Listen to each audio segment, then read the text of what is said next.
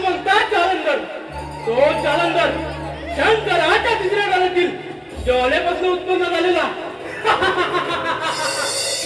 महादेवा, तोच मी जालंधर, तिसऱ्या डोळ्यातील ज्वालेपासून उत्पन्न झालेला. हो जालंधर, मग तुला काय हवं आहे ते का? महादेवा, मग तुम्ही मला असा बोल द्या की या साऱ्या त्रिकोणात माझा त्याने होईल. हे सारे त्रिकोण जिंकून अधिपती होईल असा मला वाटतं.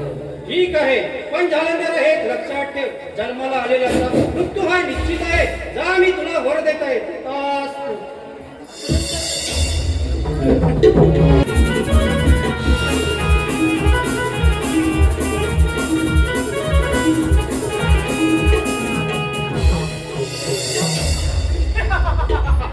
आता या साऱ्या त्रिकोणाचा अधिपती होणार.